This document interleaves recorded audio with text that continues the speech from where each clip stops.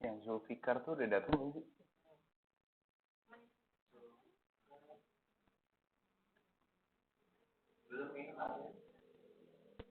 Belum datang ya?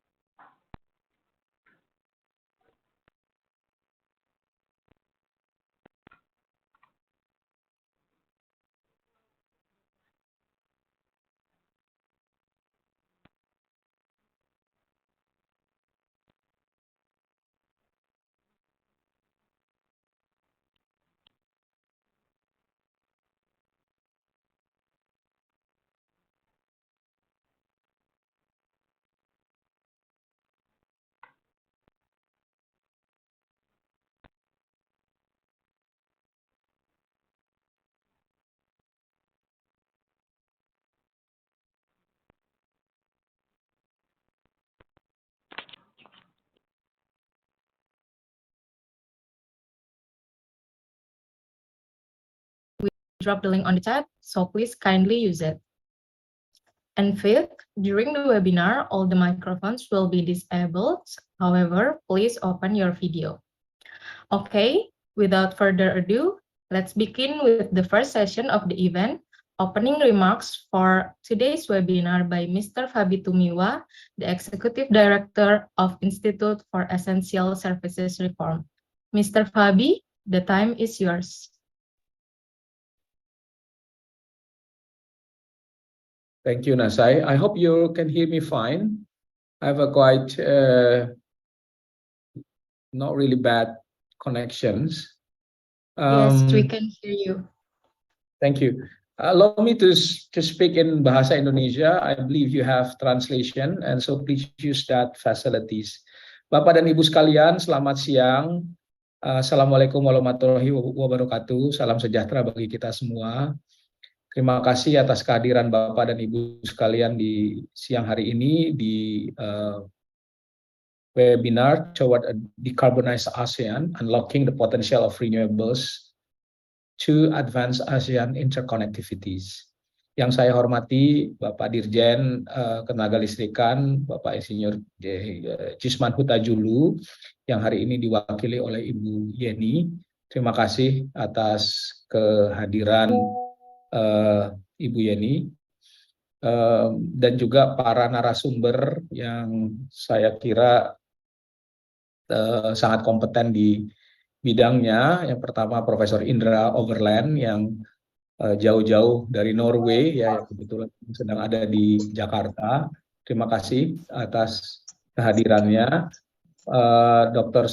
Zulfikar Yunaidi dari ASEAN Center for Energy, dan kolega saya Mas Ahmad Assof dari Trend Asia. Bapak dan Ibu sekalian, sebagaimana kita tahu bahwa tahun ini Indonesia memegang keketuaan ASEAN, dan tema utama yang diangkat pada keketuaan ASEAN ini adalah epicentrum of growth, di mana menurut kami bahwa tema ini mengusung bahwa ingin mengusung pertumbuhan yang lebih berkelanjutan di kawasan Asia Tenggara. Kita tahu bahwa ASEAN merupakan ekonomi terbesar ketiga di Asia setelah Cina, India, dan ASEAN, dan ini merupakan negara kawasan dengan pertumbuhan ekonomi yang cukup cepat di dunia, dan oleh karena itu kebutuhan energi menjadi sebuah keharusan. Pemenuhan kebutuhan energi ASEAN tidak dapat dikompromikan. Ya. Tapi pada saat yang bersamaan, ASEAN juga kawasan ini juga menjadi sumber dari emisi gas rumah kaca, di mana seiring dengan peningkatan konsumsi energi, dan kita tahu bahwa ASEAN juga masih sistem energi di ASEAN masih didominasi oleh energi fosil. Oleh karena itu, transisi energi merupakan sebuah keharusan dengan sebagai upaya untuk menjamin keamanan pasokan energi sekaligus keberlanjutan dan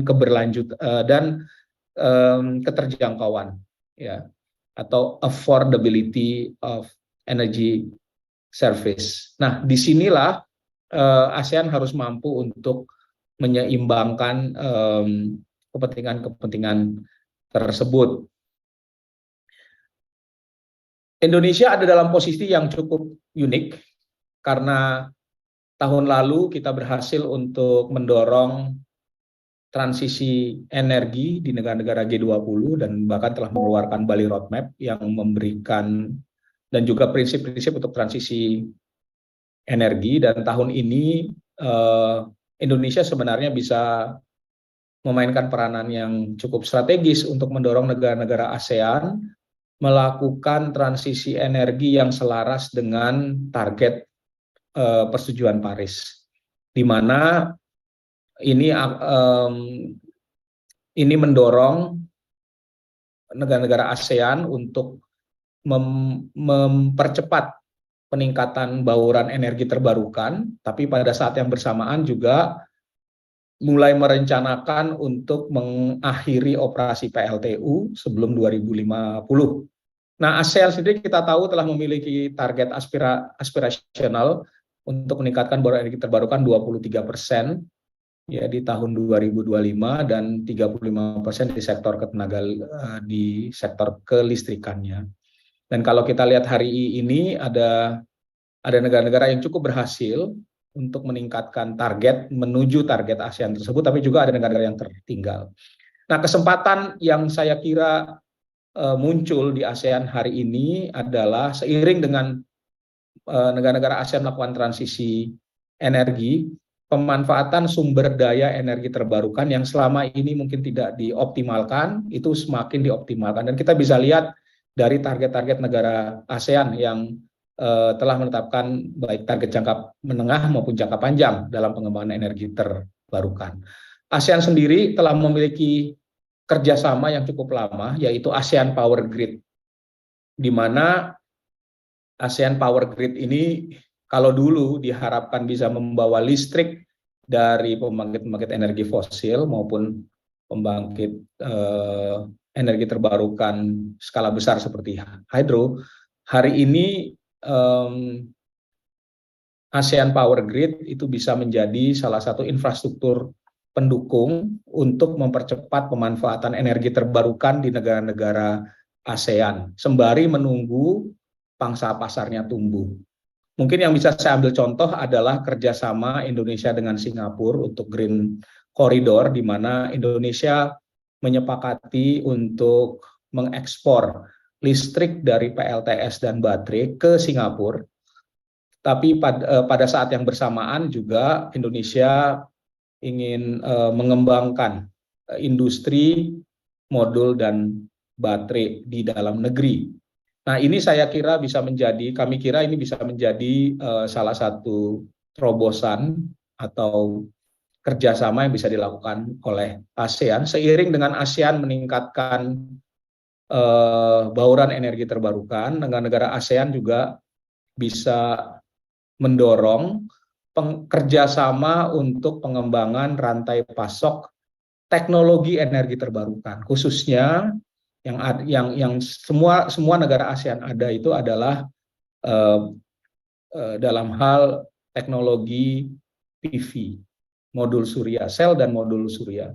Ini sesuatu yang memang perlu didorong, dan kita harapkan lewat kerjasama ASEAN yang tahun ini digawangi oleh Indonesia bisa melahirkan inisiatif tersebut, ya. Dan dengan demikian kita bisa memastikan bahwa kawasan ASEAN secara teknologi bisa lebih mandiri sekaligus bisa mendorong transisi industri dari industri yang berbasis pada energi fosil menuju industri yang berbasis energi terbarukan, serta penciptaan lapangan kerja hijau dari pemanfaatan energi terbarukan secara besar-besaran.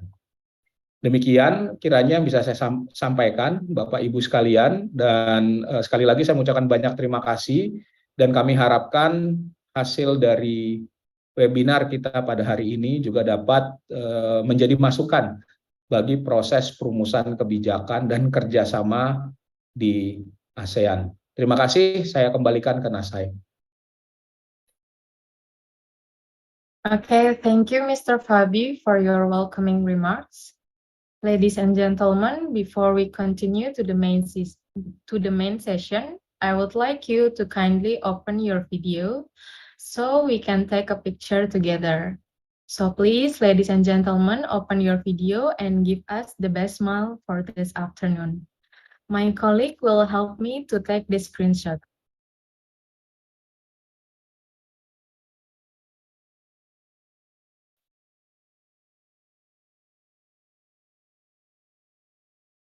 Okay, we are ready. Okay, let's take a picture. 1, 2, 3. Okay, another one. 1, 2, 3. Okay, thank you for your bright smile for today. Next, we are going to begin our main session for today, which will be moderated by Mr. Deon Arinaldo, the Energy Transformation Program Manager of Institute for Essential Services Reform. Mr. Deon, the time is yours.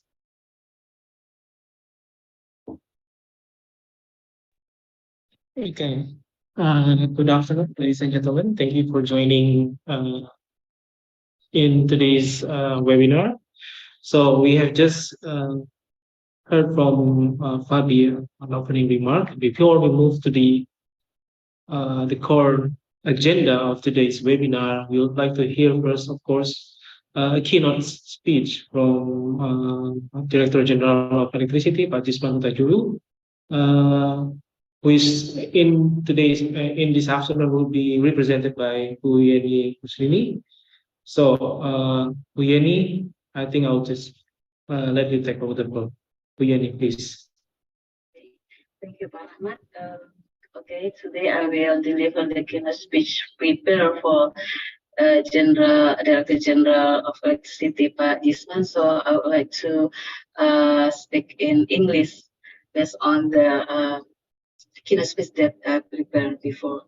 So, Executive Director of ESR, distinguished speaker and moderators, distinguished guests, ladies and gentlemen, Assalamualaikum warahmatullahi wabarakatuh. Salam, Om Swastiastu, Namo Buddhaya, selamat siang dan salam sejahtera bagi kita semua.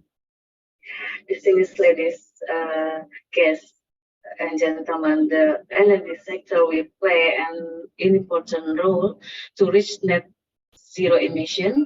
So, energy sector will emit 129 million tons of CO2 of energy and mineral resources, and the Ministry of Environment and Forestry. So, power generation will be zero emission. Industry sector will emit 60 million tons of CO2 with carbon capture and storage or CCS.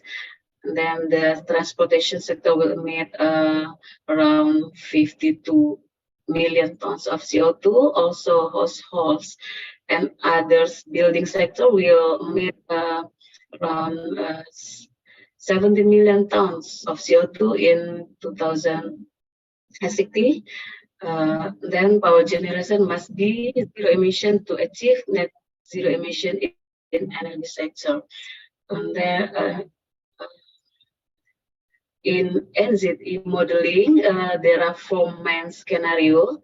Here is a business as usual scenario in which the power development will be the least cost with the policy intervention and unrestricted CO2 emission.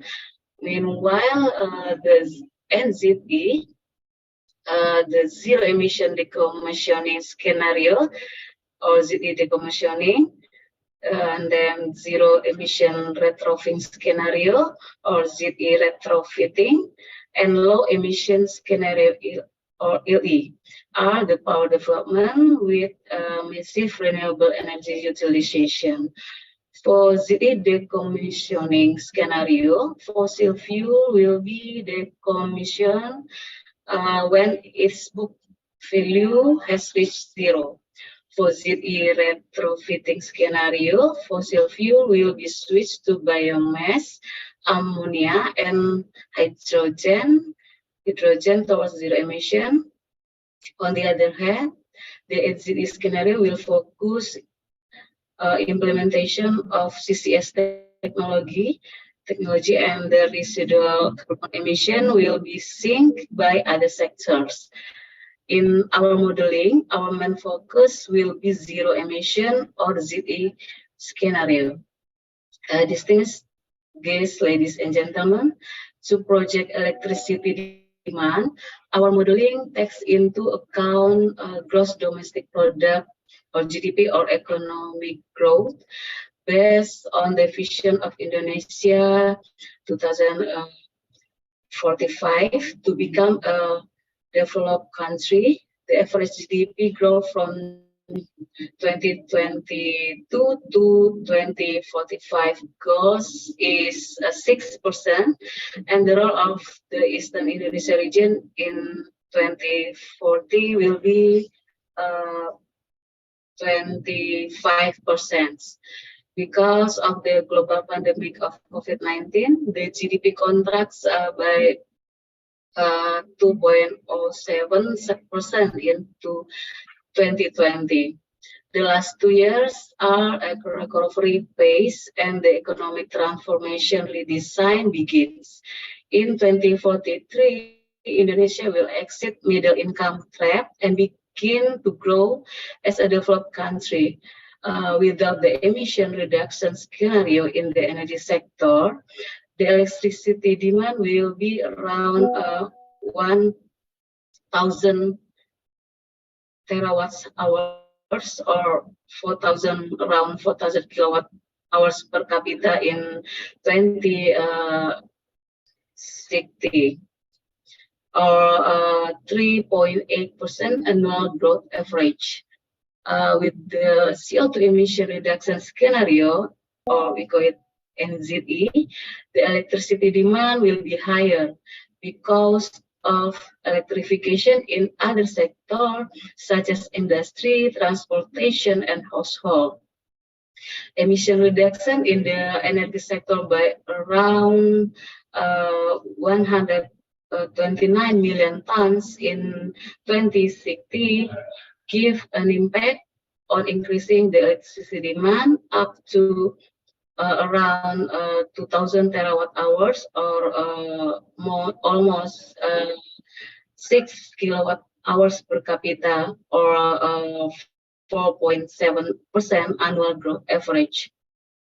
Smelting industry needs a huge electricity supply, since the smelting industry is rapidly growing to support energy transition. In the process of adapting captive demand based on the NZE target, there are additional electricity demands such as industrial estates, special economic zones, and smelting industries based on input from regional government in RUKD FGDs. And then additional PPU and captive demand for smelting industries based on PPU's RUPTL and captive license proposal, so that update demand increase up to 2,142 terawatt hour, or almost 6,000 kilowatt hours per capita in 2060, or around 5.3% annual growth average. Distinguished guests, ladies and gentlemen, the BAU scenario will project a power plant capacity up to for almost 5 gigawatt in 500 gigawatt in 2060. This power plant capacity will come from renewable energy around 76%, and fossil around 24%. The ZE decommissioning scenario will project around 647 gigawatt capacity, and around 87% of those capacity comes from RE, and then 13% will come from nuclear energy. Electricity generation from zero emission will be around 2,000 terawatt hours in 2060, while electricity generation for low emission scenario will be around 2,000 terawatt hour. On the other hand, the BAU scenario will project an electricity electrician 115 terawatt hours in 2060. In terms of emission, yes, that slide. In 2060, the BAU scenario will project an electricity generation around 1,015 terawatt hours in 2060. In terms of emission, in 2060, the BAU scenario will emit around 700 million tons of CO2. So the low emission scenario will emit 54 million tons of CO2, in which must be synced by other sector to become carbon neutral. The zero emission scenario will emit zero emission in 2060. So in 2060, the investment need in ZE decommissioning scenario will be project around $1,000 billion, while in the ZE retrofitting scenario, the investment will be project around $1,000 billion. The low emission scenario, maybe you can go to the next slide, green transmission. Please. Pak Fikri, would you please go to next slide, green transmission. Okay.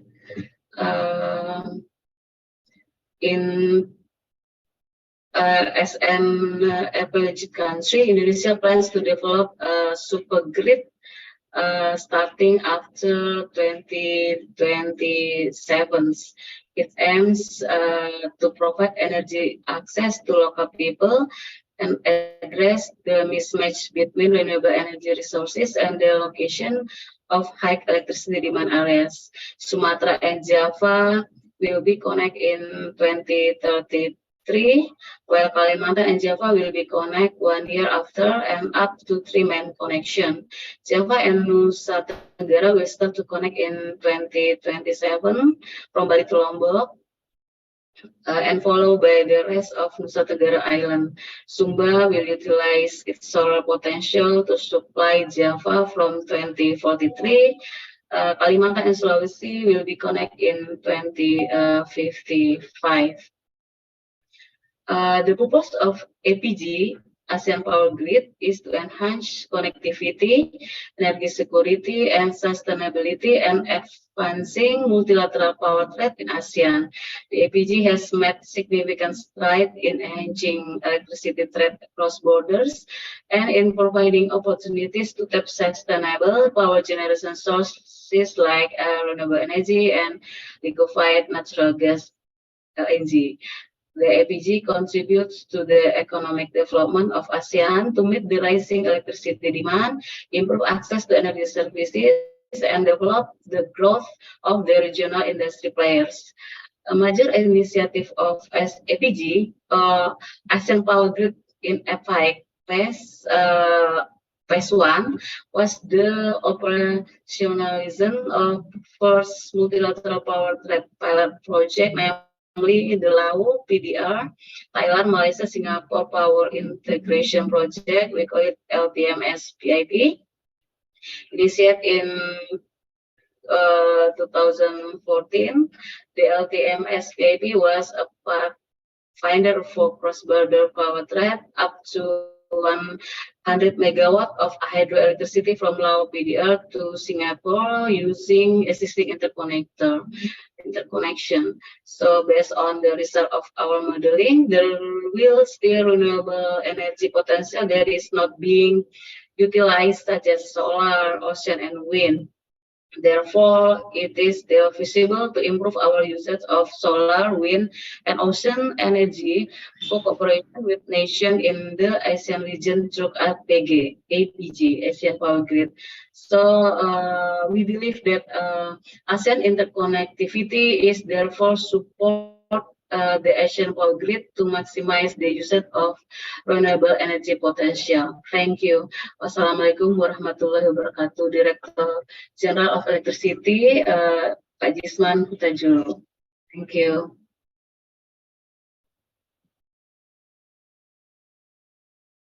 Yes, thank you, Bu Yeni, for giving us the keynote presentation from Pak Jisman and presenting DG Electricity in this event. So we have seen an update from Indonesia on the pathway for emission in 2060 or sooner. And key things that I noticed that we see that the pathway involves a lot of renewables. Bu Yeni has mentioned before that out of the 500 gigawatt, 76% is RE capacity. So, and rest is fossil. So we see that the needs of accelerating the renewables investment and Indonesia vision could become an ASEAN vision, and this is the topic that we will discuss in this afternoon panel. So now I'll thank you, Bu Yeni. And now I'll move to our three handsome panelists that has joined us this afternoon. I'll say hi first to all the panelists. Pak Aso Biri, Program Director from ASEAN. How are you? Hello, Pak Leon. I'm good. I'm great. Thank you. Yeah. Of the same with you. Thank you for joining us, and we'll wait for your great presentation. And also, good afternoon, Pak Indra. I heard that you are in Jakarta, so it should be a nice afternoon, I think, in Jakarta. Yes, thank you. Thank you for the invitation to join this event. Yeah. Thank you, Pak Indra. And the last one is Zulfikar Yunaidi from ASEAN Center for Energy. Pak Zulfikar. Yeah, hello. Am I audible? Yeah. Yeah, all right. I could hear you well. Thank you, Pak Zulfikar, for joining with us today. So I'll have so before we move into the question and answer sessions, we will have three presentations from three panels. Each panelist I'll ask to deliver the presentation within 10-15 minutes. So we have quite a spare of time to have a fruitful discussion. And for the first presentation, I'll welcome Pak Asof Biri, Director Program from Plan Asia to present. Silakan Pak Asof. Yeah, thank you, Pak Dion. And good afternoon, ladies and gentlemen. Before any further, I would like to ask for you to allow me to speak in Bahasa. So I have a short presentation that I will share.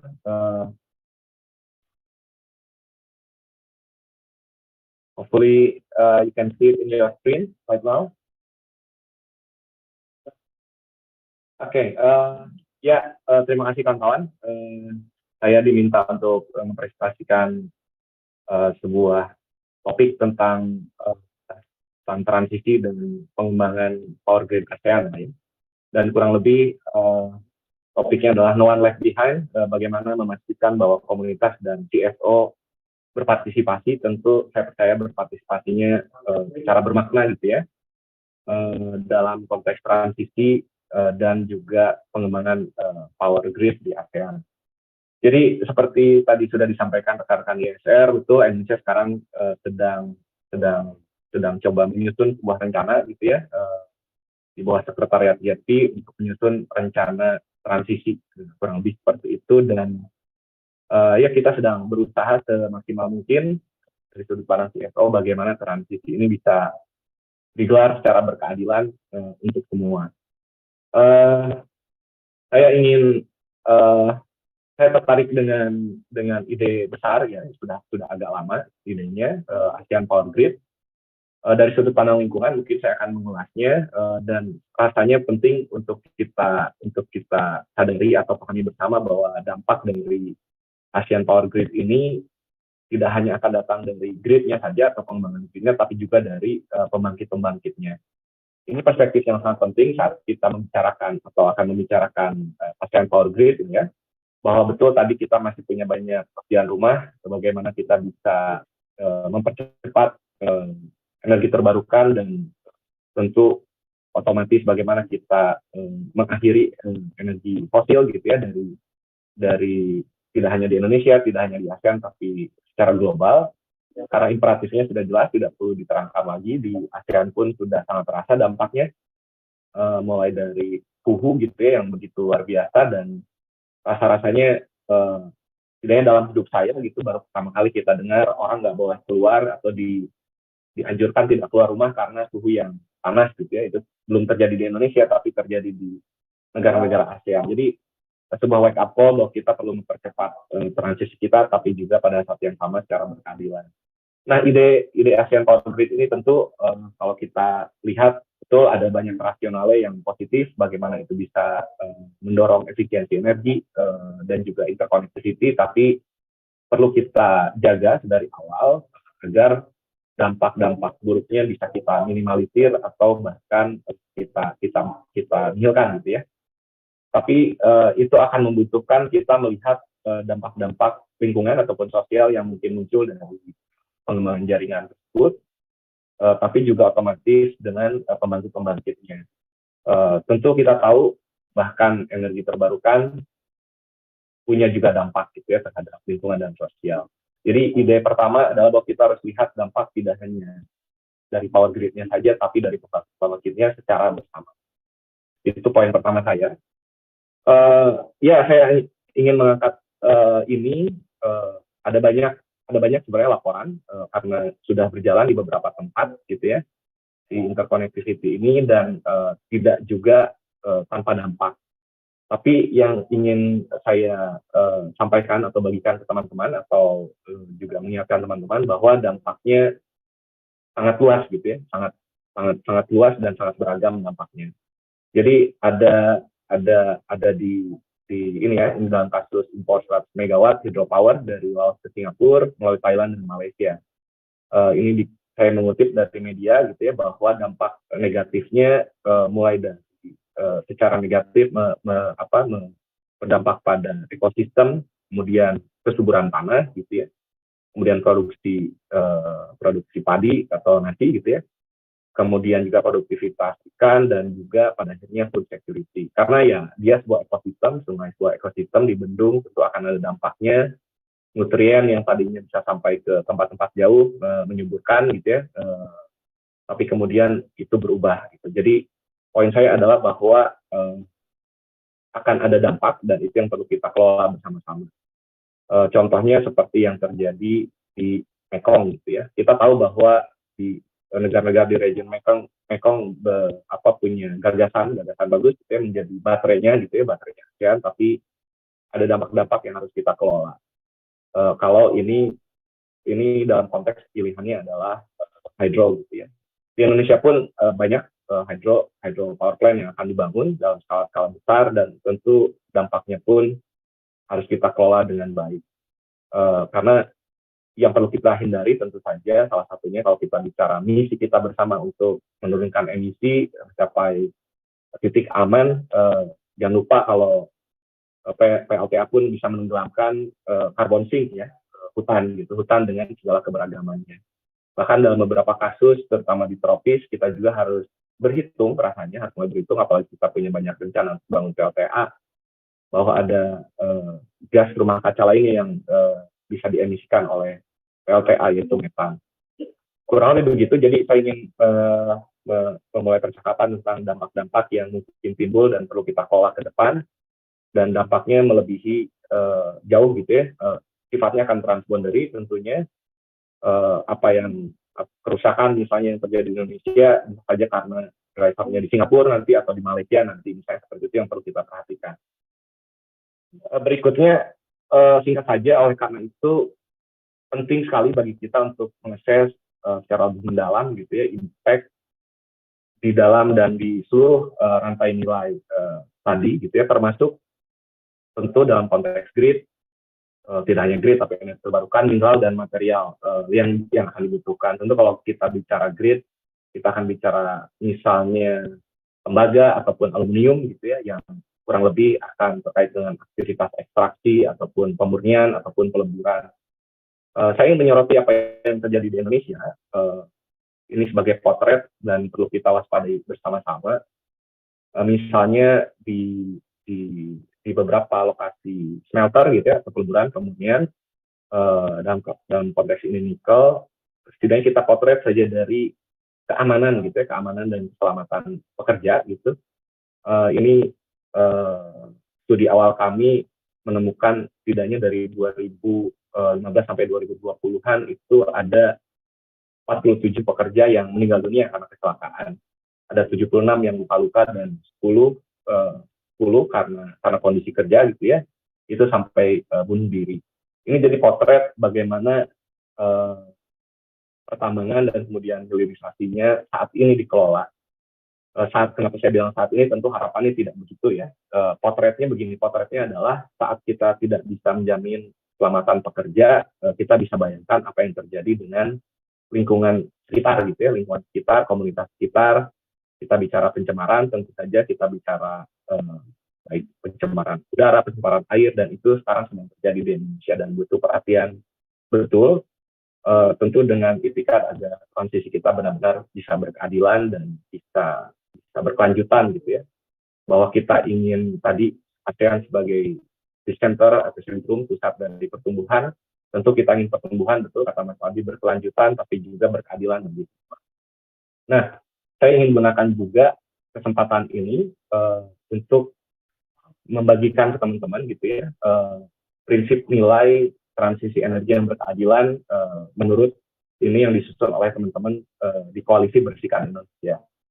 Jadi ada beberapa prinsip yang kita dorong, dan juga ada beberapa langkah strategis. Yang pertama, bahwa transisi energi ini harus akuntabel, transparan, dan partisipatori, itu yang pertama. Kemudian penghormatan, pemenuhan, dan perlindungan hak asasi manusia, keadilan ekologis, keadilan ekonomi, dan bahwa transisi harus bersifat transformatif. Jadi kita ingin segera juga gitu ya bertransformasi, meninggalkan ekonomi yang ekstraktif, eksploitatif gitu ya, menuju ekonomi yang regeneratif. Kurang lebih begitu, itu prinsip nilai, dan ada beberapa langkah strategis. Yang pertama tadi berkaitan bahwa fakta memang masih didominasi fosil, terutama batu bara. Kita mendorong langkah strategis berupa percepatan pemensiunan PLTU dan pengakhiran pertambangan batu bara.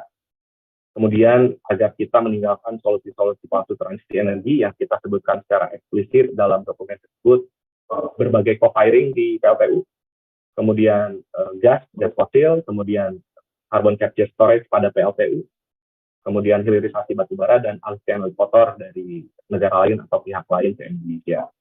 Kemudian langkah strategis berikutnya adalah reformasi PLN dan kebijakan energi, dan kemudian perencanaan dan implementasi transisi energi dengan titik tekan keberlanjutan, tentu keberlanjutan dari transisi, kepastian dari transisi, dan proses yang bottom up. Nah, Semua itu tentu saya kembali lagi ke tema yang diminta kawan-kawan di SR. Oleh karena itu akan sangat penting komunitas dan masyarakat sipil dilibatkan dari awal.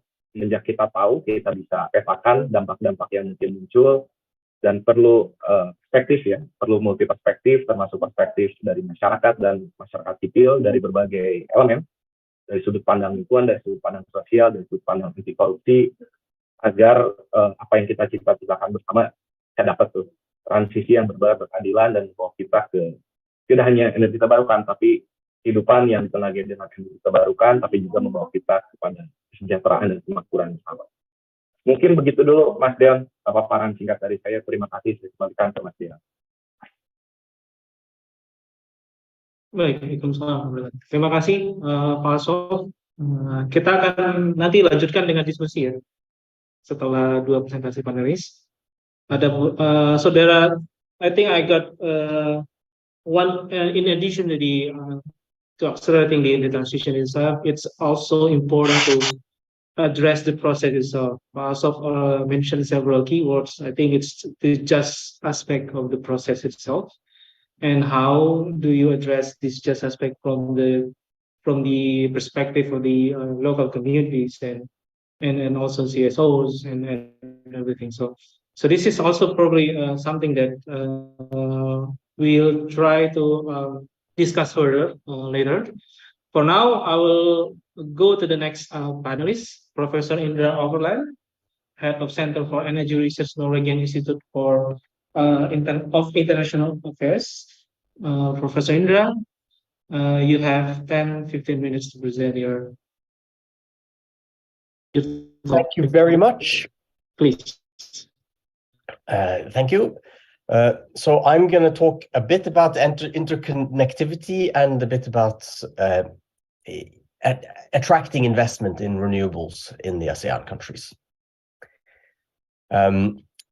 So the first thing I want to say is that interconnectivity is decisive for the development of variable renewable energy. Not only because the wind doesn't always blow and the sun doesn't always shine, because of course during those periods, if you're interconnected, you can maybe get some electricity from somewhere else. But this is not the only reason why interconnectivity is important. It is also important because it reduces curtailment of renewables, meaning that when you have too much sunshine or wind or hydropower or geothermal power, instead of having then to reduce production, you can sell it to your neighbors. So it's very positive in this regard. Interconnectivity also increases competition in a region in energy production. And thus it increases the economic viability and lowers the cost of renewable energy. And finally, interconnections between countries improve energy security. And in all of these ways, interconnectors help facilitate renewable energy. And thus they are an alternative or complement or competition with other solutions for handling the variability of renewables. So that includes, they are an alternative to fossil fuels. So if you have more interconnection, you need less fossil fuels to fill the gaps between the variable renewables. Or nuclear, if you consider that variable, it's if you consider that dispatchable, which is somewhat debated.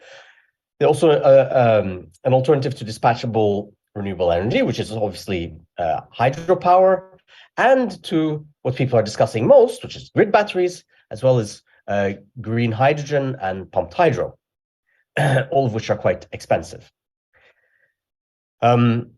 And one of the advantages, or one of the special characteristics of interconnectivity as to help solve or facilitate renewable energy development, is that it is inherently compatible with a regional cooperative agenda, as you have in ASEAN, or in the EU, or in the African Union, and so on. So for an organization like ASEAN and countries like the member states of ASEAN, logically, increasing interconnectivity should be quite an interesting solution to facilitate more renewable energy.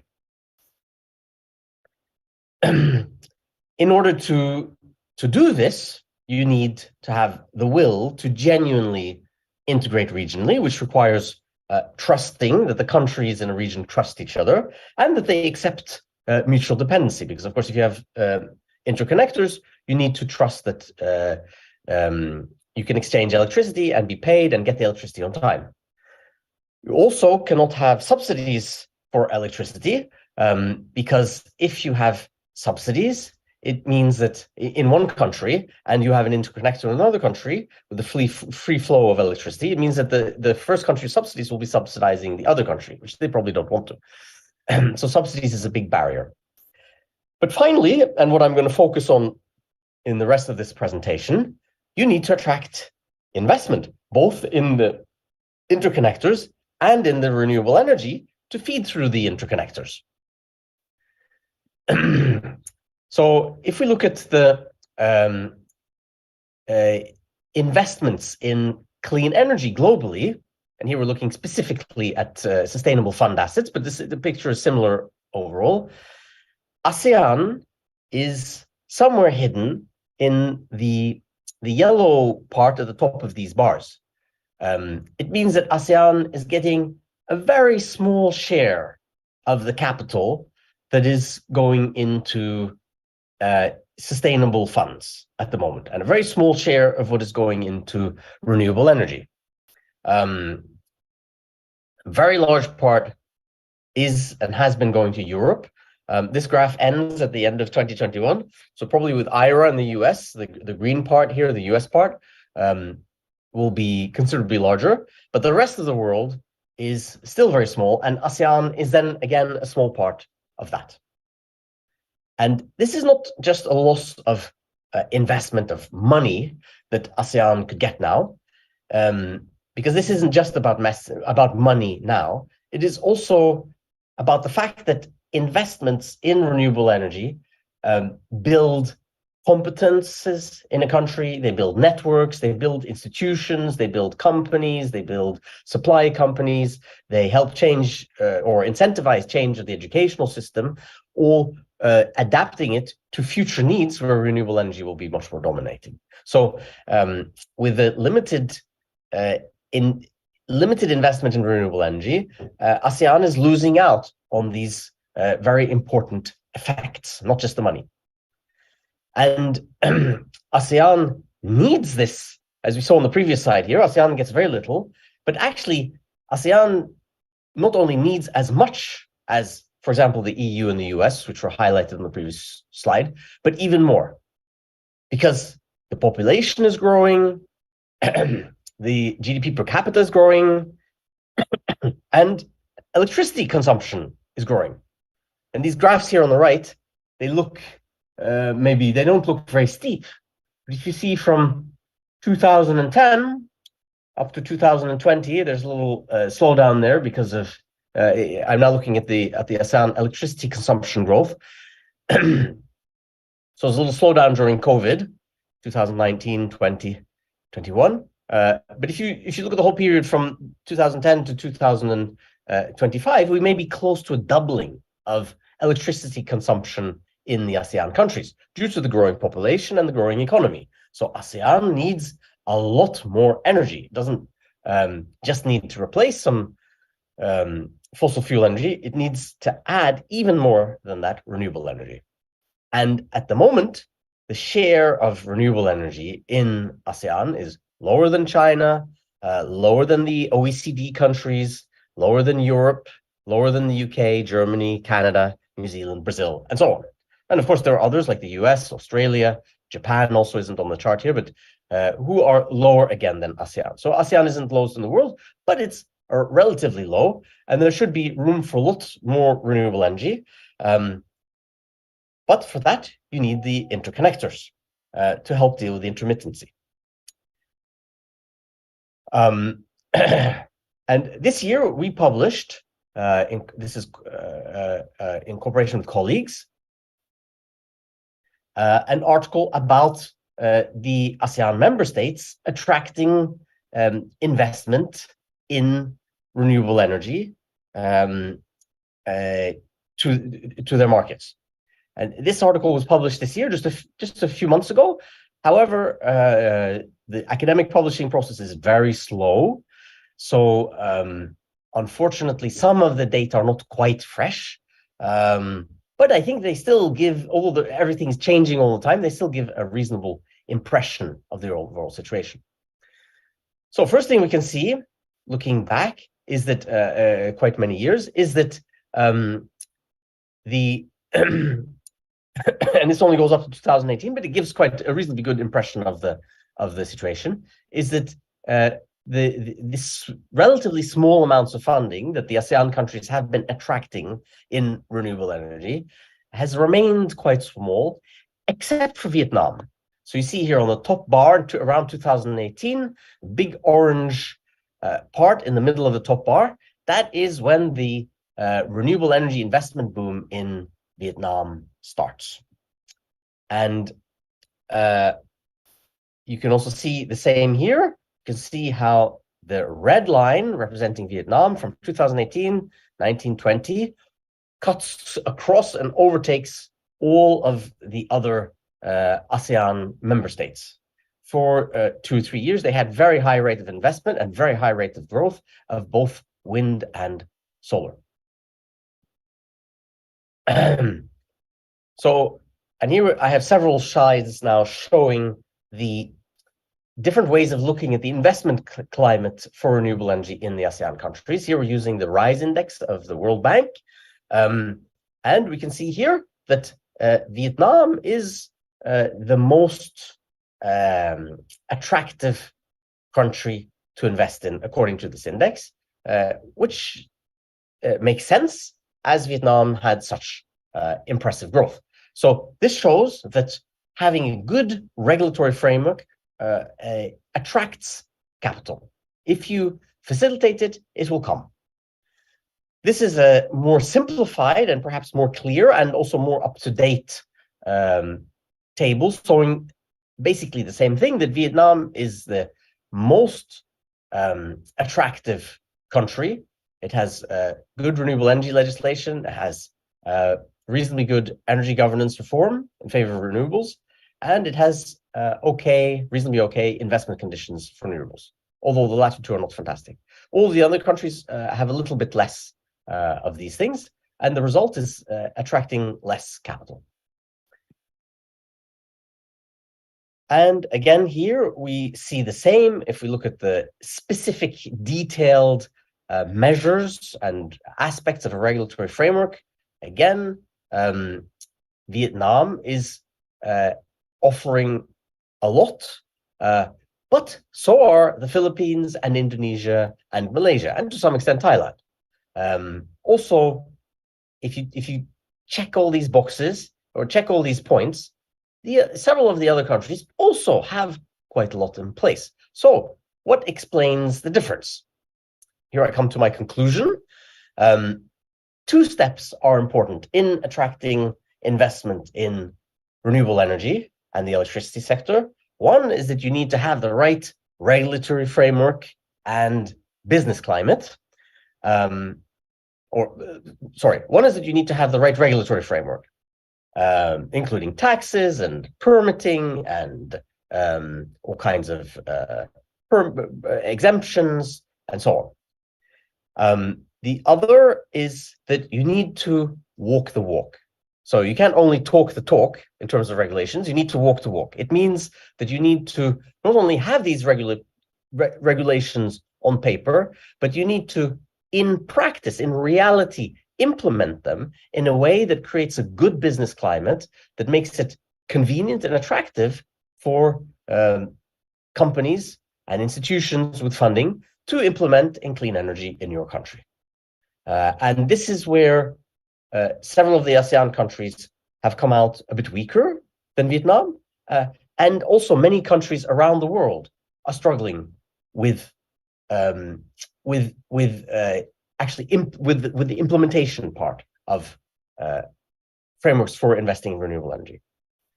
And the proof of the pudding, as they say, is in eating it. And in this context, that means that how do you know whether you have a good regulatory framework and it is well implemented to achieve a good business climate? Well, if you have big investment in renewable energy, you probably have succeeded. Thank you for your attention. Thank you, Professor Indra, for a presentation on how to actually attract investment in ASEAN member state. Before we move on, I actually have several questions, but I'll hold on and move into our third panelist, of course. I welcome Pak Zulfikar Yunaidi from ASEAN Center of Energy. He is a program manager for energy modeling and policy planning. Pak Zulfikar, we would like to hear from you the updates on ASEAN as a region. So please, you have 10-15 minutes. Okay. Yes, thank you, Dion. It's great to be here together with Indra and also Ashraf. So I think for my session, I'll update a little bit about the ASEAN Power Grid, especially. So just introduction, my name is Zulfikar from the ASEAN Center for Energy. So we are the intergovernmental organizations under the ASEAN sector that represents the interests of 10 ASEAN member states.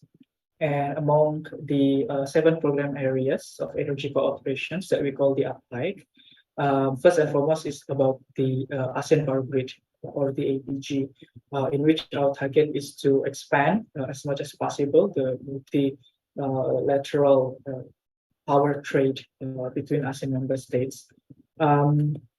So yeah, as I just mentioned right now, we are guided in ASEAN. So our energy cooperation is guided by the APIC, ASEAN Plan of Action for Energy Cooperations. Currently, we are in the 2021-2025 period.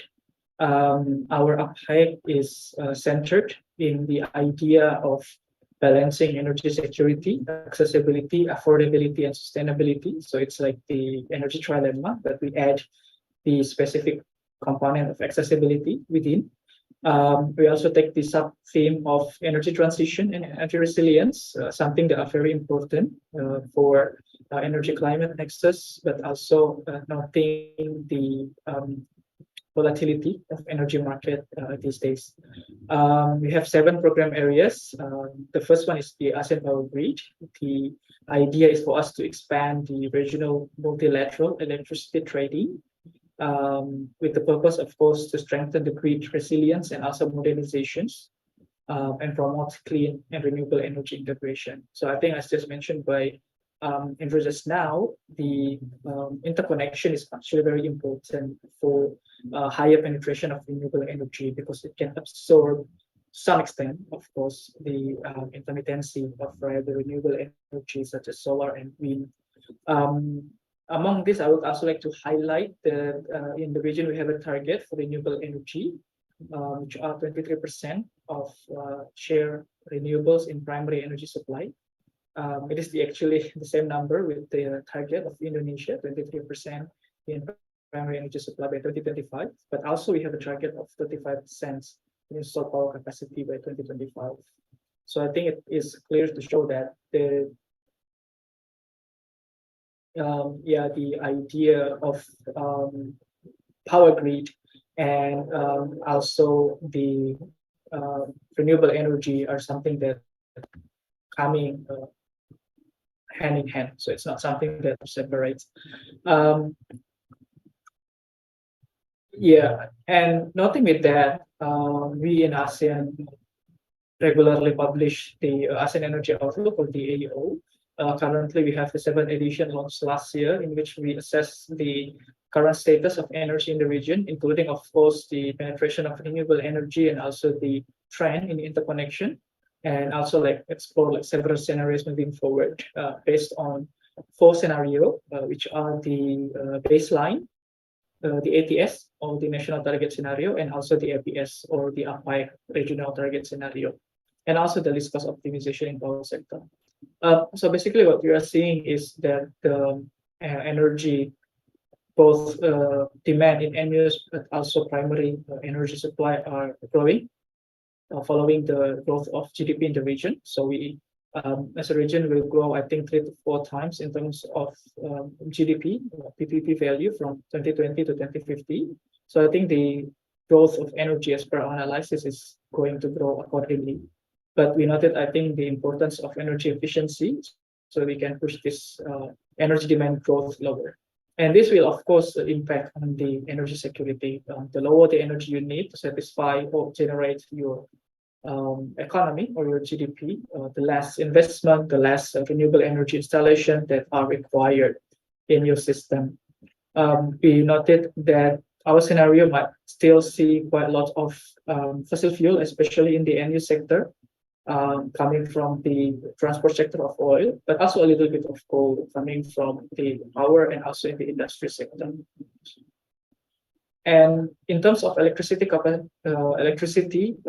generations, in terms of capacity, we see that when the countries achieve more of their regional, their national and also regional renewable energy and energy efficiency targets, they will install a lot more capacity coming from hydro, geothermal, which can serve as the base generation, but also solar and wind, which of course will serve as the renewable energy, but with a little issue in intermittency. We also noted that in our risk cost optimization, when we introduce the options of technology as battery, we actually can see that the battery will be installed in the region, even amounting a huge amount in addition to the nuclear and also interconnection. What I also want to share is that in terms of installed capacity, the region is projected to achieve its regional target, 35%. Our regional target scenarios see that it will reach 38%. Similarly, when the countries achieve their national target. In establishments of the ASEAN Power Grid, we see that there are basically 3 different steps. First and foremost, you need to have a cross-border or bilateral trading. And I think on this, we have a lot of cases, especially in the greater Mekong sub-regions, so between the Laos, the CLM, Cambodia, Laos, Myanmar, but also with Thailand and also Vietnam. There are quite a lot of bilateral trading, amounting to around 7.7 gigawatt currently. And in general, we divided the system into 3 northern systems, which are the CLM V plus Thailand, as I mentioned before. We also have the southern system for Malaysia, Indonesia, and also Singapore. But we also have the eastern system, which again include Indonesia, but this time with Brunei, the Borneo part of Malaysia, and also the Philippines. So we have this sub-regional. I think in terms of Greater Mekong region of the North system, there's actually a lot of trade going on over there between countries and also multilateral. I think for connection between northern and also the southern system, we just announced the first trading between the LTMS, the Laos, Thailand, Malaysia, and also Singapore, amounting to 100 megawatts in terms of capacity just last year. And Indonesia, as the chair of ASEAN, is currently pursuing the Eastern system. So pushing more on the power integration project for BIMP, Brunei, Indonesia, Malaysia, and also the Philippines. So this is the task for us in ASEAN, led by the ASEAN Center for Energy in having these regional interconnections. Among those, we have the ASEAN Interconnection Master Plan Study, which set out the potential of the interconnection, especially in its effort in achieving a higher penetration of renewable energy. These are some sub-regionals and what was endorsed by the ASEAN Ministerial Meeting, or AMEM, in 39, in terms of the aims to the existing and also the proposed line. Some of those we are currently into our model as an option. Usually it will be selected, meaning that in terms of overall efficiency But again, starting from the success of DMS, I think you might heard that the ASEAN interconnections, power grid are something that are in a momentum, and we are trying to push it moving forward. We also noted that actually it's not cheap in terms of energy investment. This is just some number that we noted for power system. We require investment ranging from 700 to 1,000 billion US dollar for the next 3 decades, and this is not yet accounting a system that satisfy the net zero 2050. So another study that we released with the IRENA, second RE outlook, actually noted that high penetration of RE that satisfy the 1.5 degree target actually might require us an investment ranging from 6 up to 8 trillion US dollar for the whole energy system. Some concrete steps, just want to update some of the works that we are currently doing is on feasibility studies under following up of the AIMS results that we are currently conducted with the Papua and of ASEAN Power Utilities and Authorities supported by USTPA. So I think these are some of the activities that we are doing in pushing the ASEAN Power Grid and also in increasing our penetration of renewable energy.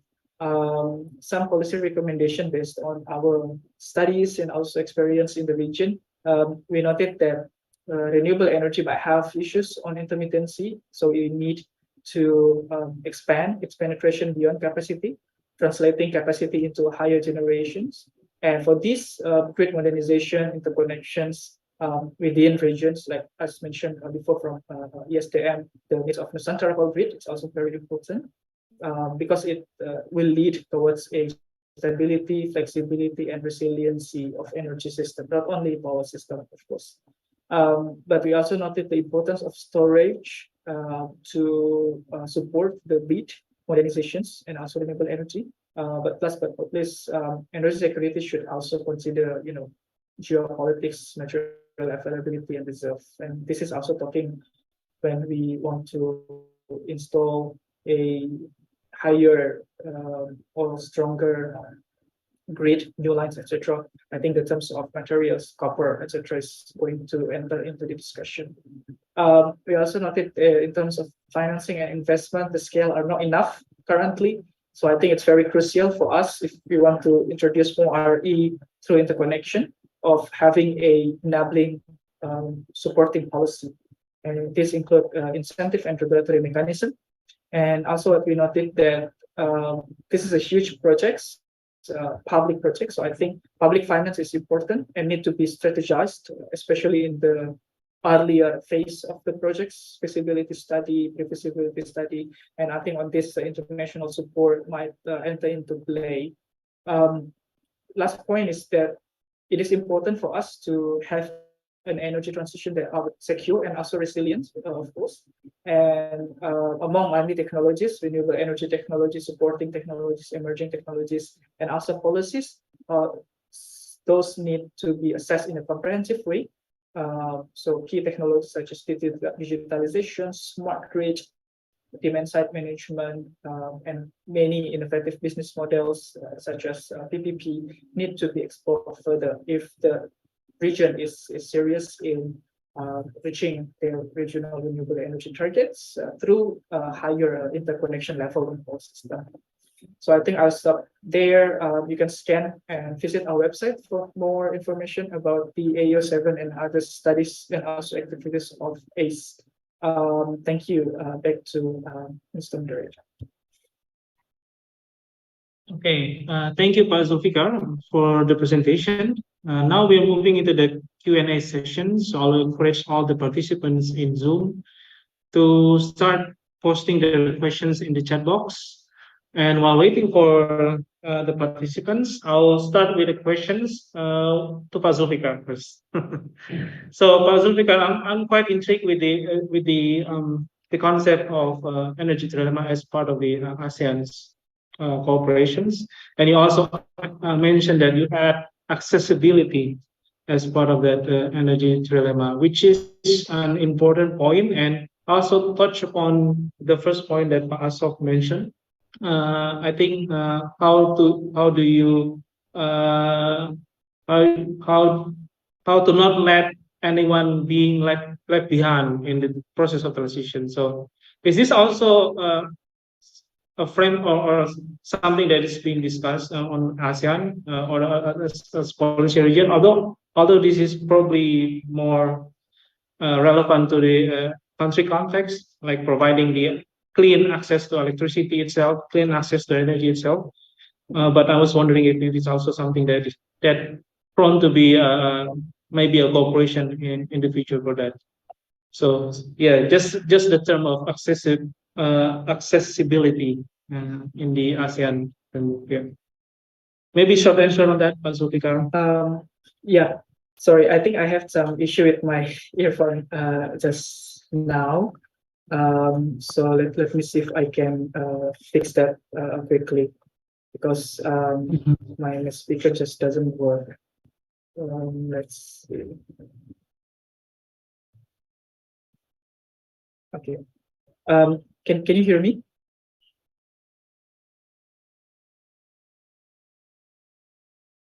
Yes, Yeah. we can hear Maybe you. we can move to the next one first while I'm fixing it. Sorry. All right. Okay. I'll move to Asok and Professor Indra. So I'll start with what Professor Indra has presented before, that investment is key. And also you have stated that investment could also unlock beyond just projects, right? It could unlock competence, right, or institution, which I think it's an important part of how ASEAN should progress its energy transition. So how do you think that this could be enabled? I mean, how do you translate this investment on renewables to actually a real capacity build up on the ASEAN member state in terms of probably the industrial capacity, the human resource, the jobs and everything? So do you think that there is a role from the region as a whole, or maybe you think that it's more on a country perspective basis policy? Please, Professor Indra. Thank you for the question. I mean, this is a very big and important question for the future, is how do you get local capacities and local benefits with this type of investment? It is arising in Indonesia and also in many other countries now in connection with mining of minerals, many of which are used for renewable energy technologies. And I think when it comes to minerals, the question is a bit more acute because it's a raw material. It's quite concentrated, so you can mine something and ship it out and you get very little. I think when it comes to investment in renewable energy, I think this is less of a problem because it's not a raw material going out. It's not anything going out. It is something being built inside the country. So it's a lot easier to secure these benefits if you can attract the investment. But of course, there are still challenges, and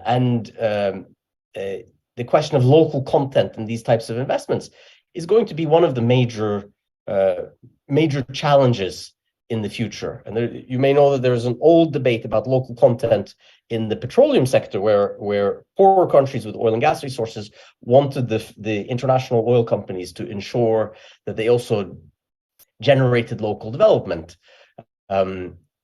So it's a bit similar to this, but different, again, because you're not exporting a resource, but also challenging in some ways because renewable energy is a lot about economies of scale, about mass producing, for example, solar panels, and same ways with mobile phones.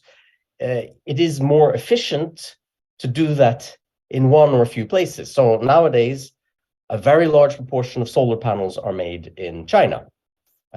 with not only ASEAN losing out, but also Western countries and basically all other countries in the world are getting very little out of this production.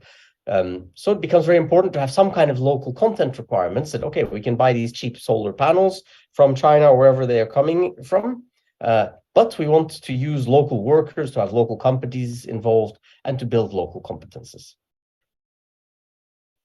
That was an attempt to answer your question, which I think had several parts. I'm not sure whether I addressed all of them. I'm happy to follow up. Yeah. Okay. Yeah. That's exactly my point is actually maybe to stand up. Maybe this renewables is an upcoming industry, and it will create economic benefit, jobs, and everything. And how to secure it as in ASEAN? Probably if ASEAN could work together, do you see that this is like the best way forward for ASEAN as a region to compete also against China, India that has built up their capacity already? Some things like that. Yeah, maybe I could add one point. First of all, concerning regional cooperation, I think where regional cooperation is really crucial because to get the variable renewable energy to work, you need to have some way of handling the intermittency, the variability of renewable energy, and interconnectors is one of the ways. And it's a kind of a natural vocation for ASEAN as an organization for regional cooperation. So it should be like you'd think logically that the APG would be the most important project for ASEAN nowadays. Yeah, I think on the local content, I think also an important aspect here is that the ASEAN countries are moving, several of them are moving from being net fossil fuel exporters to being net fossil fuel importers. And those who are already net are potentially becoming larger fossil fuel importers. So, and of course, these fossil fuels, they are, if you're a net importer, it's a constant drain on your trade balance and on your economy. And it doesn't generate so many local benefits in terms of jobs and business opportunities and so on. A few, but not many. And so if you compare ASEAN of the future, where the majority of the countries are going to be net fossil fuel importers, the mere fact of switching from fossil fuels to renewable energy will generate more local benefits because renewable energy is local. So you may be buying the solar panels from a different country, you may be getting investment from a different country, but you will be installing it in your own country, you will be operating it in your own country, and your own experts and companies and institutions will get involved in that process inevitably. So in this regard, renewable energy is per definition the local content option. Okay, thank you, Professor Indra. Yeah, I think it's clear that renewables could give a sure advantage, I could say, a for sure advantage for ASEAN. So there is no saying no for renewables, I think, and probably a way forward is actually how really to push for this investment, and also creating additional benefits in terms of probably industries, jobs, and everything. Okay, Pak Zulfikar, I think you could hear me now.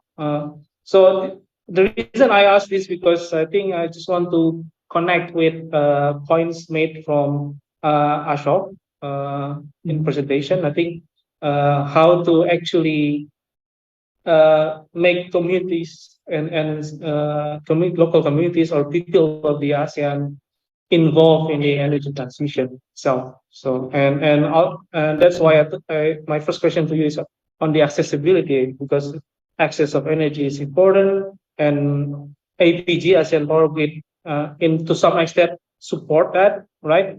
But are there really discussion on moving also to the last mile of energy provided to the community itself under the ASEAN?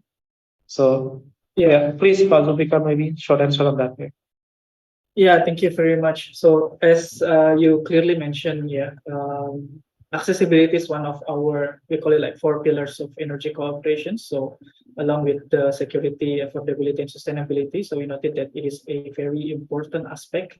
And this is of course nothing that many parts of the region of Southeast Asia, be it in Indonesia, even CLM countries that do not have high quality access or even like access for electricity and also clean cooking, what we call the modern energy. And I think from the ASEAN perspectives, it's we usually like talking more on the policy level, on the implementations, and maybe like big projects, like interconnections. We talk about renewable energy, energy efficiency in building industry.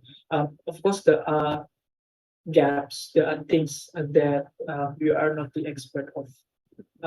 And that's where we always need partners, be it in form of academicians, which can provide us more, scientific background for evidence-based policy making that we then translate into our policymakers. The same with the communities who are, more on the ground, who are meeting the people and addressing their energy issues in daily life. So I think it is inseparable, I must say. And we had like several platforms and also activities in which we try to engage as much as possible with the communities, be it in some of our, capacity building, in some of our events with the policymaker in which we invite the communities, and also, for example, we are going to have the ASEAN Ministers on Energy meeting and also ASEAN Energy Business Forum and international conference coming August in Bali as part of the regional meeting. So I think that can be also a good platform for communities to come and join the discussions along with the other stakeholders of energy in ASEAN. So we are in need of collaborations with the communities, and any informations, channels to platform that might be required, I will be ready to support. So yeah, I hope I answered that. Thank you. Okay, thank you, Pak Zulfikar. Now I'm going to pass on. I see that there is already questions, but I will address it after these questions. So your point before is that it's important for the process itself to be just, and part of this that also addressing the potential impacts. And maybe this is also something that maybe you could explain a bit more on the on the basis of the principle from the that you mentioned. So what do you think is possible that actually what kind of technology or renewables options that possible that or maybe the way that it's developed that has to be really addressed to really ensure that this impact is mitigated or even gone. Yeah. Maybe Paso, silakan. Yeah, thank you, Mas Deon. So yeah, the principal and values from the coalition of Bersihkan Indonesia, where Asia is also involved and many other organizations involved in that. It's coming from the lessons learned that is taken from our effort to push for coal phase out. So in Bersihkan Indonesia, there are many members who are advocating for communities' rights in coal plant sites and coal mine sites, and of course we take a look at that systematically, and the values and principles are born coming from that. Of course, our expectation, our hope is that this transition will not be only just a technology transition, but as well as how we are, how we are doing it also should be different. One of the problems is information transparency. The asymmetric information is one of the big problem. If we would like to talk about participation, then information will be the perfect trigger for it. And as you might know, right now there are many controversial laws being introduced in Indonesia, including job creation law, as well as coal and mineral law, the revision of it, as well as other related laws, such as the Corruption Eradication Commission law, the revision of it. Because we know that there are many things interrelated in this matter, especially political economy, in terms of pushing Indonesia to transition, and it is one of the problems. Corruption is one of the problems. So what we like to have is something different. Not only the technology, but how we are conducting it. It's going to be very important. So, but the principle and values is the expression that the coalition published with the hope that the transition, I mean, where we will be, transition ourselves will be different in terms of ecological justice, in terms of economic justice, because in terms of social, it is important as well. We need to take a look at that, and of course we're going to need our government for it, of course, because it's bigger than also related, but it is bigger than the energy transition. For instance, inequality, we should also address and how we could address that through this sector, through energy transition as well. So, but yeah, community participation going to be very important, and well, ethics. I mean, FPIC could be the standard one, and we need to really consider. Yes, we especially for minerals, because we talk about minerals a bit. For instance, right now there are many mining as well as the smelters of it, the smelting of it is happening in the small islands. It should be restricted for that. For instance, there should be no-go zone for it. It shouldn't be, for instance, also pushed for land use change in terms of deforestation as well. So we're going to need also law enforcement for sure. It's a classic problem in Indonesia, but if we close the gap of information asymmetry, I think in the long run we could address that. We could solve that. But it's a comprehensive principle and values that we would like to see being implemented, being adopted, being adapted in terms of energy transition in Indonesia. Maybe I hope I could explain your question, Pak Dio.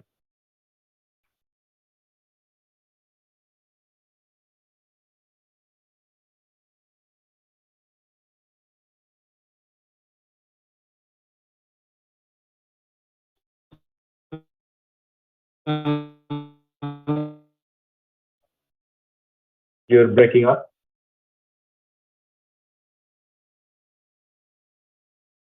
Yes, also breaking from us.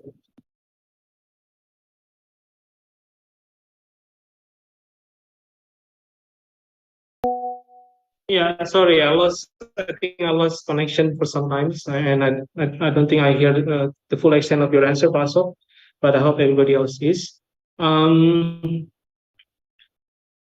Okay, I think we'll before I start checking the answers and the questions in the chat box, I'll go back to the topic today is how to actually unlock renewables investment in Indonesia and advance ASEAN interconnectivity.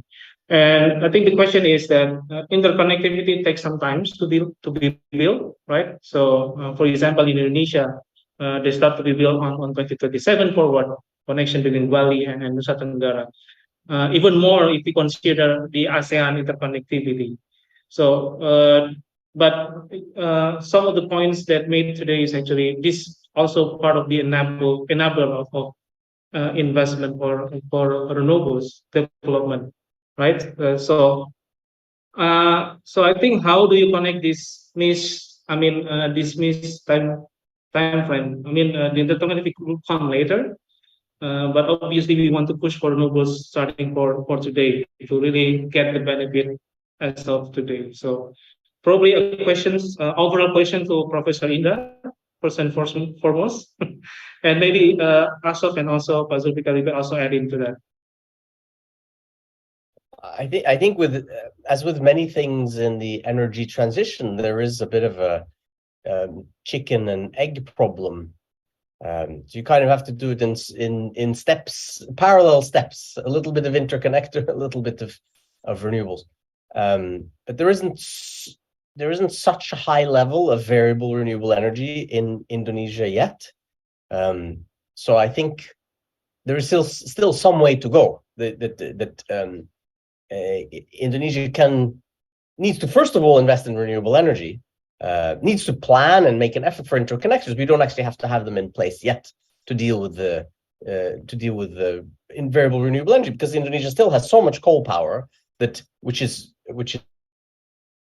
the coal to handle the renewables for the time being. Whereas, for example, Vietnam already has some challenges because it developed a lot more variable renewables very quickly, and now has sometimes when it has too much or not enough electricity from there, some electricity problems. So Vietnam maybe is more in need of interconnectors. I just mentioned also there is in the chat, there's one question that I could answer at some point, but not necessarily now. From Tristanto Sanjaya. Yeah, we'll get to that, Professor. So maybe short answer from Pak Zulfikar, if you have something to add to that point.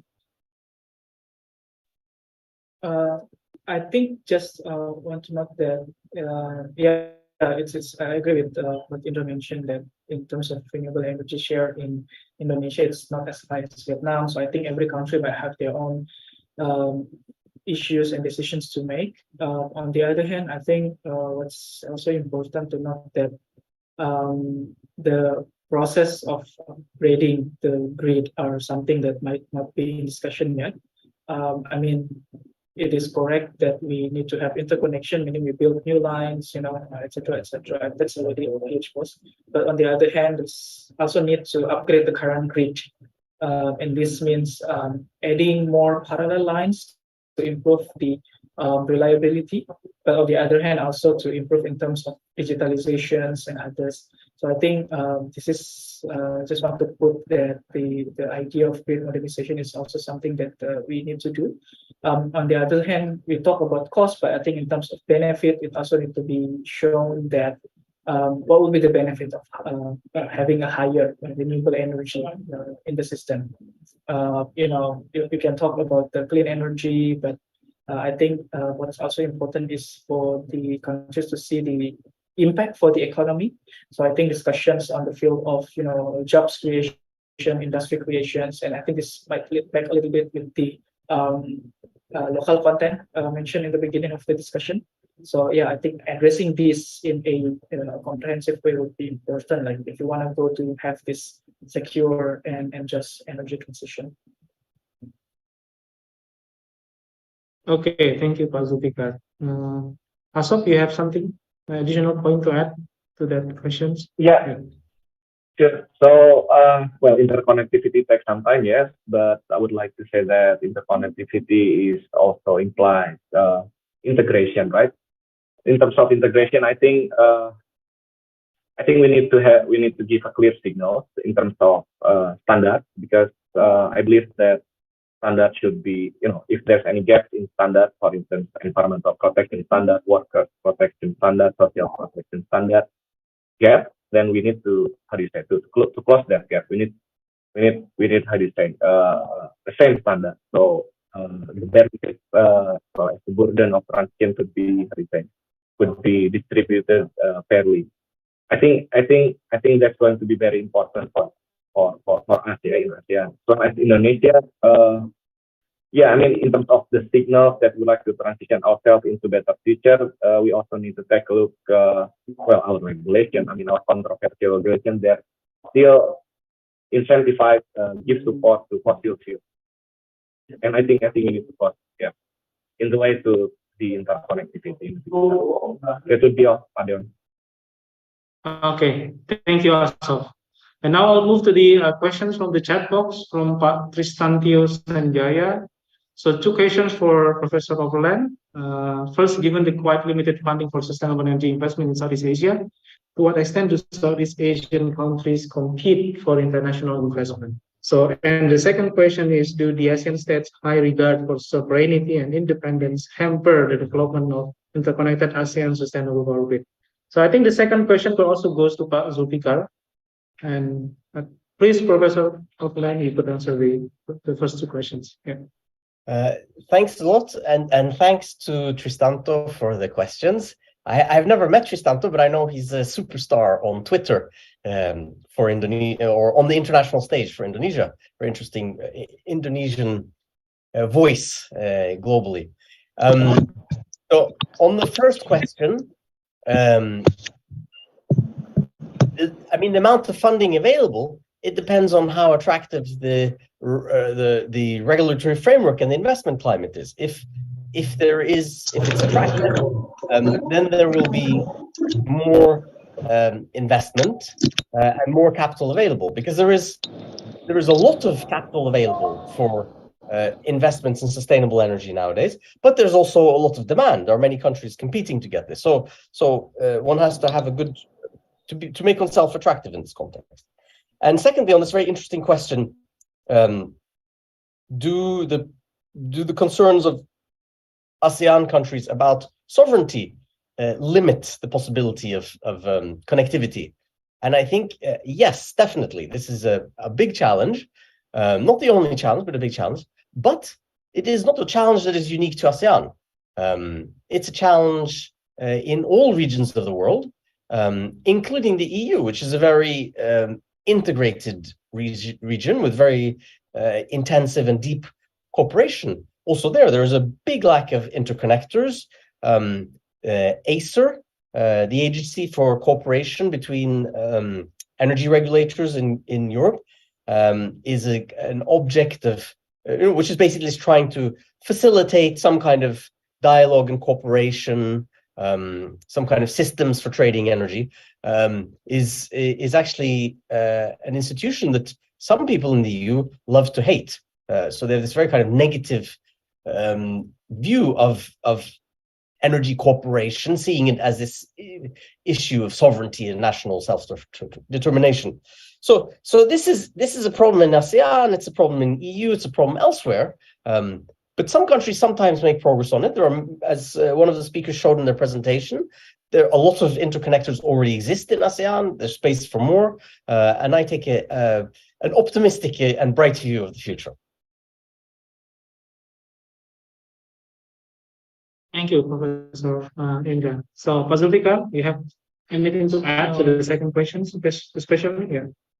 I think it is correct that countries in ASEAN are different. They have like different economic level. They have like different political position, geography, and also political position. So I think it is also important that. But I think on the other hand, the issues of energy security, the issue of environment are something that are shared by all ASEAN member states, and I think this common theme are something that currently emerging between countries. So therefore, as I mentioned before, we are looking at many new initiatives related with the ASEAN power grid. For example, Singapore, they are small countries. They do not have much resources in renewable energy, but they have a great ambition in terms of achieving their climate targets, their NDCs and LTS. So they are pushing a lot more on import. And this led to a lot of discussions of interconnection. I mentioned about the LTMS, that they are trying to upgrade it. They also signed an MOU with Cambodia of subsea direct line 1 gigawatt size of interconnection. Their PM met President Jokowi, I think, earlier this year, and they also signed another MOU related to power interconnection. I also mentioned Indonesia wanted to push this BIMP interconnection. If you see the PDP of Vietnam, PDP 8 of Vietnam, the latest PDP of Cambodia also launched, I think, March this year. They also put stress on the import of electricity in their PDP and also export.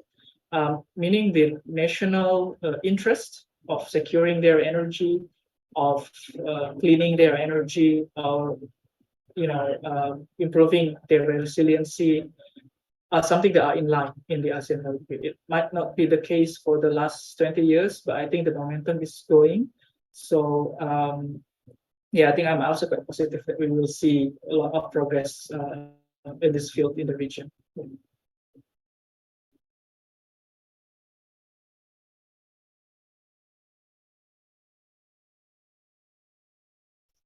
Thank you, Pak Zulfikar. I will encourage still the participants in the Zoom to post more questions in the box. We still have a couple of minutes left. I just had a short follow-up on the status of the this interconnectivity in the ASEAN. So in you mentioned that it is based on a bilateral cooperation, right? But you mentioned that there is intention to build a subsystem. So how far do you think that ASEAN is from that subsystem? So you have the East, the West, and the South. Or they are already planning to be the South? Because what I've heard so far, the examples is mostly on the West. So what about the South and the East? Yeah, maybe by East, the BIMP line. So I think it's early stage. I think hopefully it's something that Indonesia want to push as part of their chairmanship. Is Brunei, Indonesia, Malaysia, Philippines power integration project. It might take some time. I mean, like 5 or even more years to make it realize it. But I think it's good progress. And but again, in terms of connecting everything, it will take even more time. Maybe we can also take example like even Indonesia. So the eastern part are mostly like islands, right? So you need like subsea interconnection, and I think in terms of partly technology, but also in terms of financing and regulatory, it might take some time for the regions to prepare. So to answer it short, of course, there are attempts toward that, and hopefully it's going to be accelerated in the next few years.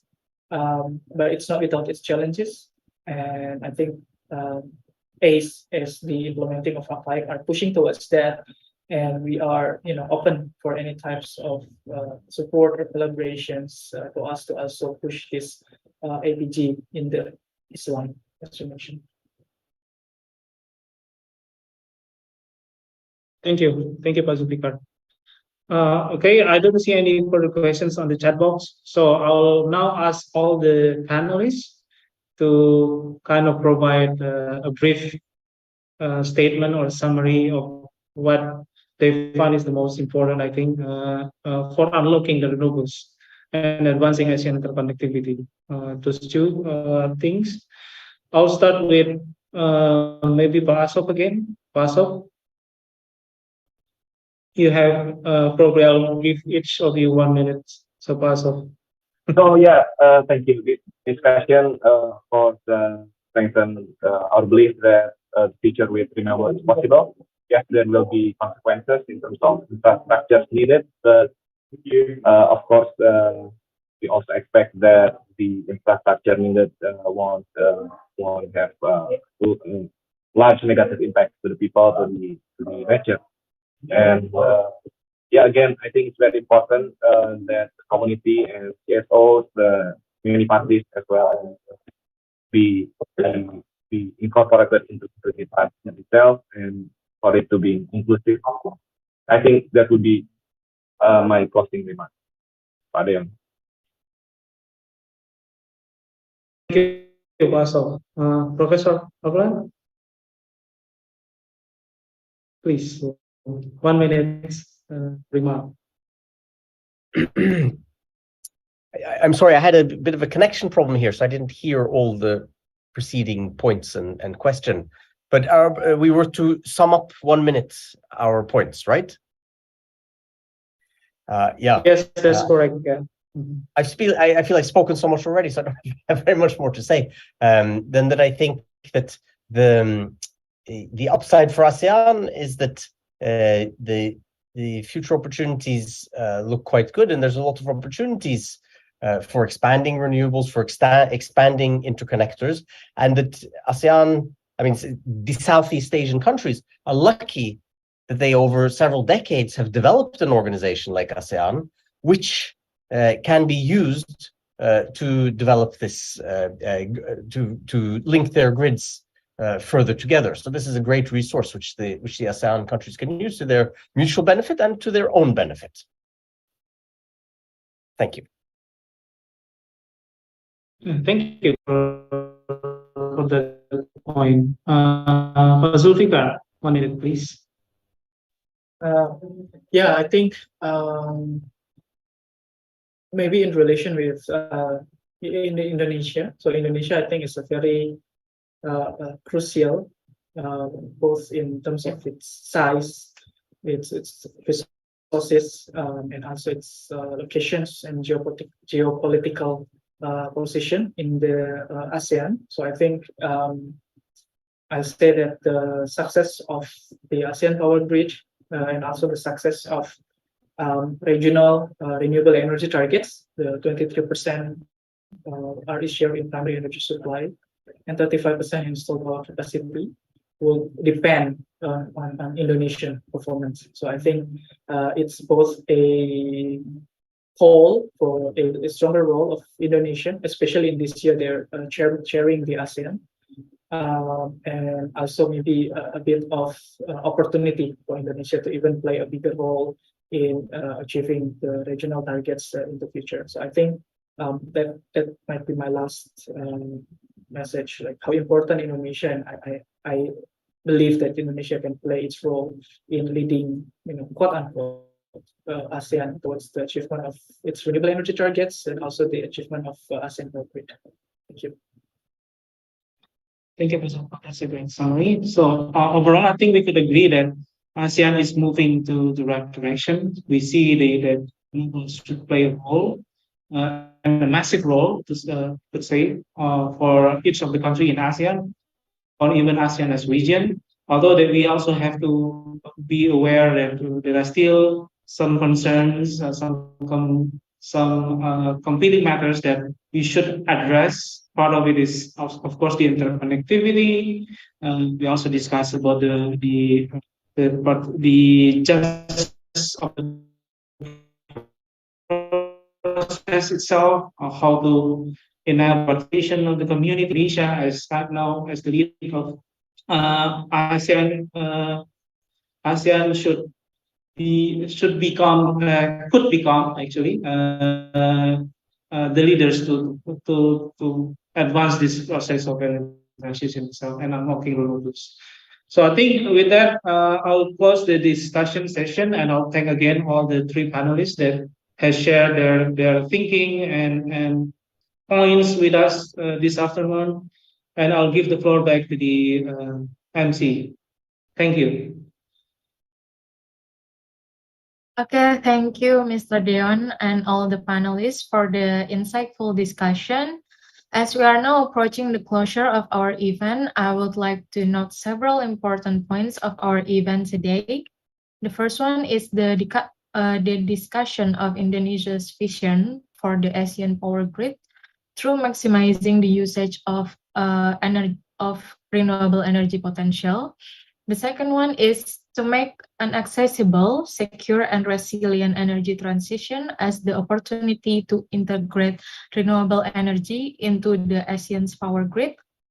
Third, the role of the ASEAN countries' regulatory framework and its implementation to attract renewable energy investment. And the last one that needs to be considered even more is the importance of involvement from the local community and CSO participation in the implementation of just energy transition in ASEAN to advance ASEAN's interconnectivity. Lastly, on behalf of the Institute for Essential Services Reform, I would like to say thank you very much and express our gratitude for everyone who joins today's webinar from Zoom and YouTube Live. It has been our pleasure to host this webinar and acquire substantive insights about the potential of renewable energy in advancing ASEAN interconnectivity. We truly hope that this event can be the next step and bring changes towards decarbonized ASEAN. Last but not least, I would like to apologize for any inconvenience or lack of words in carrying out this webinar. That's all from me. See you at the next opportunity. Thank you and good evening, ladies and gentlemen. Wassalamualaikum warahmatullahi wabarakatuh. Thank you.